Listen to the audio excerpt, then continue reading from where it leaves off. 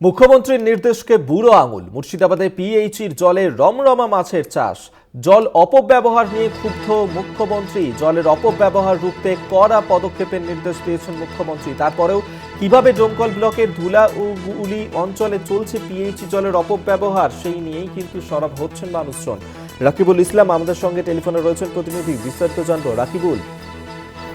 একদমই তাই। গত কয়েকদিন আগে অর্থাৎ একদিন আগেই কিন্তু রাজ্যের মুখ্যমন্ত্রী মমতা বন্দ্যোপাধ্যায় তিনি কিন্তু এই জলের অপব্যবহার নিয়ে কিন্তু ক্ষোভ প্রকাশ করেছেন এবং ক্ষুব্ধ হয়েছে অপব্যবহার নিয়ে।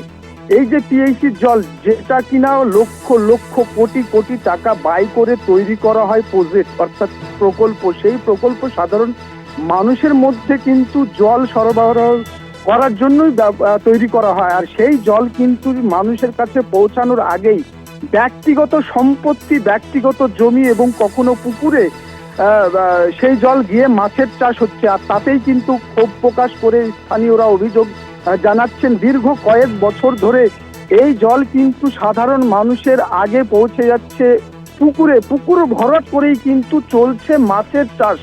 আর সেই ছবি কিন্তু আমরা সরাসরি দেখিয়েছি। এবং শুধু তাই নয়, সাধারণ মানুষের যেটা অভিযোগ, দীর্ঘ কয়েক বছর ধরে কিন্তু বেশ কয়েকটি পুকুরে এই জল যাচ্ছে, অর্থাৎ পিএইচির বিশুদ্ধ পানীয় জল যাচ্ছে, আর তাতেই কিন্তু চাষ হচ্ছে মাছের। এবং ব্যক্তিগত মনোফল উঠছে বেশ কয়েকজন ব্যক্তি, তাদের প্রকাশ্যে নামও এনেছে অভিযোগকারীরা। একদিকে মুখ্যমন্ত্রী মমতা বন্দ্যোপাধ্যায় আবাস যোজনার পরেই কিন্তু এই পিএইচি জল নিয়ে কিন্তু সরব হয়েছেন। তিনি ক্ষুব্ধ হয়ে বলেছেন জেলা প্রশাসন পুলিশকে এর বিরুদ্ধে কড়া পদক্ষেপ গ্রহণ করতে। আর অন্যদিকে তার যে নির্দেশ, সেই নির্দেশকে কিন্তু বুড়ো আঙ্গুল দেখিয়ে একেবারে রমরমিয়ে মাছের চাষ। তাহলে কি, কারা এর পিছনে দায়ী এবং কে এদেরকে সাপোর্ট দিচ্ছে, তা নিয়ে কিন্তু একাধিক প্রশ্ন উঠছে সাধারণ মানুষের মধ্যে।